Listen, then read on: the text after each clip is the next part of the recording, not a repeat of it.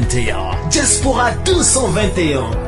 Pour retrouver toutes nos informations à chaud comme à l'accoutumée, tapez www.diaspora221.tv et optez pour des informations fiables et vérifiées.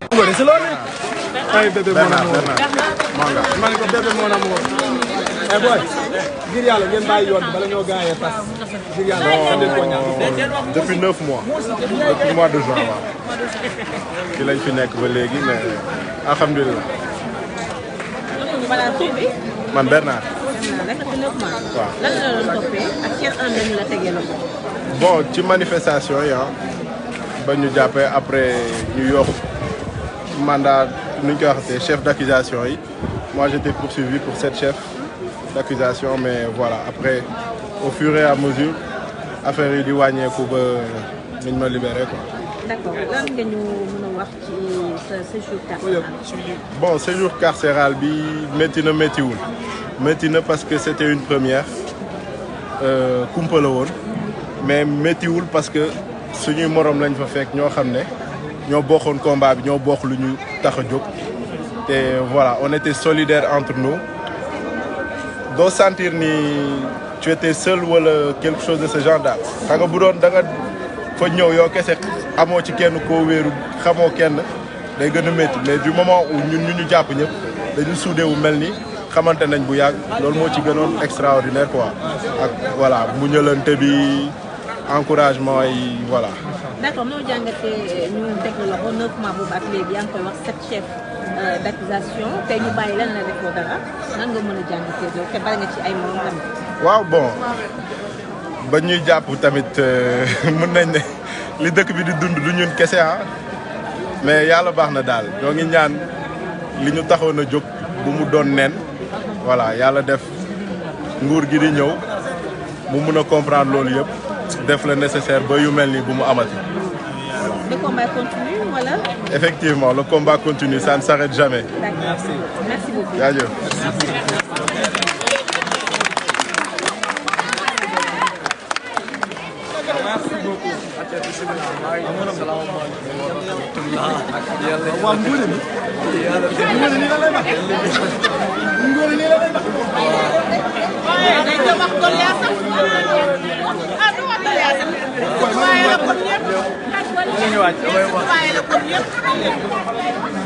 Asalaamaaleykum ñuy wax ci kasa ñuy wax yàlla def jàmm ñu nekk ci kasa bi yëpp yàlla leen bàyyi ñu bàyyi Sonko réew bi neex yàlla def jàmm ñu ñëpp ñu am jàmm Macky Sall sonal nañu lakkal na dëkk bi maa ngi ñaan yàlla def réew bi jàmm ñu am suñu président bi Sonko génn nekk président rëy dimbali waa Sénégal félicitations. Merci beaucoup. Merci. Ah. Ça va ñu lay ziar. ñu may ci tali bi waa. Voilà ñu ngi lay nuyu nga baaxee ñu tur bi. Man maa ngi tudd Ousmane Ndiaye. yaa ngi soog a génn. Non man jàppoon ma leen. Conseil municipal Kër Massar Sud suñu maire la jàpp. lan moom moo ko seen teewaay ndax am ngeen ay nouvelle am. suñu maire Kër Massar dañu jàppoon ne mu leen session waaye léegi daf ñoo jox information ne woo ñu nañu instant bokk ci liste bi. dañu bay ba lundi. dañu yaakaar ne bokk ci liste te tey la ñu wax ne bokk ci liste bi. Waaw xam naa ne mobilisation bu waa Kër Massar taxaw di koy xaar ak loolu moom la état xaw a comprendre jiyaat ko rek ko ci liste bi léegi ne ko bokkul ci liste daal moo tax daal ñu ngi bëri ñu wexe ñu wax leen ngeen bàyyi ba altine. Waaw yéen a ngi doon joxe xibaar ne 16h da ngeen koy teeru ci pont bi ànd ak moom ba ca mairie ba. léegi nag teeru boobu ñu waxoon 16h boobu ñu waxoon ak publication boobu xam naa nag moom la état xaw a tiit ndax ko yàlla may na ko mbooloo may ko dara jëf Kër Massar xam naa loolu état xaw a tiit xaw a jaaxle moo tax ñu génnaat ko ci liste bi ne bokku ci daal ne dañuy dem ba léegi léegi la ñu woo téléphone ne dañuy dem ba léegi. D'accord conseiller nga. conseil municipal la woon. coow li ñu fa doon dégg nan la demee maire bi ndax dañ ko nangu ci loxo bi laal. maire bi ñu ko nangu ci loxo bi laal maire baa ngi dox liy dox ku nekk kenn mënu ko nangu.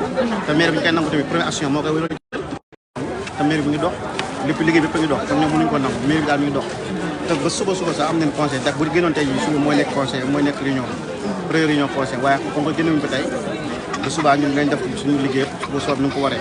D'accord ñu ngi lay sant di la gërëm. merci beaucoup conseiller municipal la ci mairie bi nga xam ne nag moom la bi. kaay mais ñëw leen. il faut qu'on apprenne. Il faut que tu parles parce que aujourd'hui. Non, nous avons la réaction Hannibal. Ouais, Hannibal, Voilà, qui viens, viens. C'est toi qui va prendre la réaction.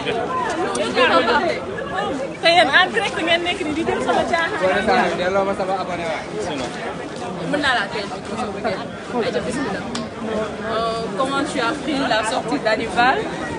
C'était une très bonne nouvelle. Bon, c'était par rapport à la sortie d'Hannibal. Bon, on est très satisfait déjà de sa sortie. D'accord, satisfait parce que sa sortie est la sortie des autres détenus et le fruit d'une lutte intense de la population sénégalaise. D'accord. Maintenant, cette lutte encore a montré au niveau de l'opinion nationale et internationale que nous avons eu raison par rapport au mensonge que l'État du Sénégal a toujours construit. L'État du Sénégal a toujours soutenu qu'il s'agissait des terroristes, d'accord, qu'il ne s'agissait pas de détenus politiques. Maintenant, aujourd'hui, leur élément de langage a évolué, d'accord. Ils se retrouvent à dire qu'il faut libérer les détenus politiques pour pacifier l'espace politique. Donc ça montre tout de suite qu'eux, ils n'ont jamais eu raison. Alors qu'il y a quelque temps de cela, ils traitaient ces enfants-là de terroristes. Même dans leur libération, aujourd'hui, si vous voyez la manière dont on les libère, ça montre tout de suite qu'on les avait attrapés sous l'ordre de quelqu'un. Parce qu'on attrape des gens pendant 1 an, on ne les a même pas entendus sur le fond. Même sur la libération, ils n'essayent même pas de mettre la forme de la libération. C'est-à-dire dire aux avocats de faire des dépôts de lettres de liberté provisoire et ensuite respecter les procédures. Mais c'est sur ordre qu'on les libère. D'accord? Ça montre tout de suite qu'on était dans un État dirigé par un tyran. Et ce tyran-là, aujourd'hui, il a perdu le pouvoir. D'accord? Il a perdu les forces qu'il avait et le peuple gagnera, Inch'Allah. Et on va lutter jusqu'à la libération du dernier détenu. Encore, demain, on a une manifestation pour la libération des détenus politiques. On va la maintenir parce qu'on a encore des détenus politiques qui sont en prison. Alors, de graves chefs d'accusation, aujourd'hui, plusieurs détenus ont été libérés sans aucune poursuite dans un état de droit. Quel est votre sentiment? Non, il y a un sentiment de frustration parce que faire perdre les gens du temps pendant 1 an, 2 ans, et par la suite pour leur dire de rentrer, je pense qu'on doit situer les responsabilités. D'accord? Il y a des juges qui ont trahi leur serment en mettant ces enfants-là en prison. Ces juges-là, on doit les mettre face à leurs responsabilités parce qu'ils ont trahi leur serment. À côté de ça, ceux qui les ont donné les ordres de mettre ces enfants-là en prison aussi doivent être mis face à leurs responsabilités. Comment se porte Hannibal? Il va bien? Hannibal, il se porte très bien. Encore, comme il a l'habitude de dire, je l'ai pris au pavillon spécial, je voulais le ramener à la maison. Il m'a dit non, non, vas-y voir les autres qui sont à Rebeuss. On va continuer, Inch'Allah. Voilà, mu nekkoon frère Hannibal Djim mi nga xam ne nag daal.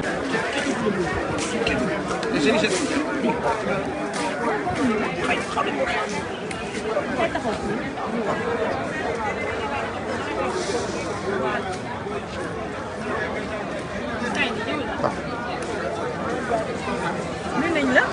fay naa leen. gars yi xamee nañu la ci kër Ousmane Sonko nga bokk ñu ko daan gunge buy dem tribunal ak ñu mel fàttali ñu tur bi. man la góor gi. donc on m'appelle Marcel quoi donc ñu ngi ma yóbbu woon ca Kédougou quoi. fan lañ la jàppee donc ñu ngi ma jàppee si dëkk góor gi quoi. waaw ñan ñoo la jàpp. waa GIGN ma jàppoon.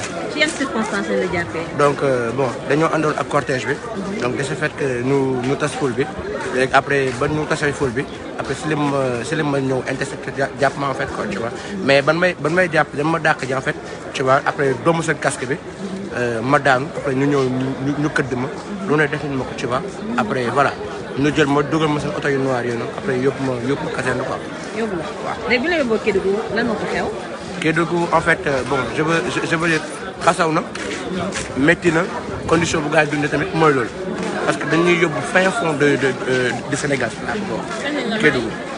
ni nga ma bàyyi comment dirais-je le 22 décembre 2022. waaw le 22 décembre bi ma libéré waaw. d'accord léegi nit ñaa ngi naan que la lutte libère le combat continue est-ce que vous allez continuer le combat. non seule la lutte libère seule la lutte libère parce que voilà dañu def ñu déjà sunu ndam la quoi. tu vois le fait que ñu libéré ñëpp ñu dem ah le combat vient tout juste de commencer voilà pour man ñu ma xàmmee yàgg nañ ma xàmmee sur terrain que Ousmane Sonko a fépp donc bu ngeen ma gësul te tey rek jàppale ne peut-être si kaso bi lañu nekkoon wala circonstances yu métti leen daan dugg. mais tey jii est-ce que am nga fa ay mbokk kan moo la daan seet seeg yooyu. bon je veux dire que bon kenn ñëw ñu woon daan seet si parce que kenn ñëw ñu daan seet si en fait tu vois parce que man moom ma famille ne sont même pas là tu vois donc loolu la quoi mais dund nañu circonstance bu métti mais tey jii yàlla teggil nañu natt bu alhamdulilah. am na ñoo xamante ne xamoon nga ni que Kédougou lañ xamante ngeen. am na ñoo xam ne moom quoi sincèrement xamante nañu Kédougou. waaw ñun lañu jàppandoo quoi. même génération waaw ñoo ñëwandoo foofu waaw. bàyyi nañ leen. ñoom ñëpp libéré na leen alhamdulilah waaw ñoom ñëpp libéré. merci góor gi. on est ensemble. merci beaucoup. ok merci. merci nuyu waa Kédougou boobu balaa ngay dem. bon waa Kédougou moom maa ngi leen di naan yàlla na leen yàlla fokk seen bopp quoi vraiment ñu génn ñoom ñëpp xam nga. ñu retrouver suñu live voilà.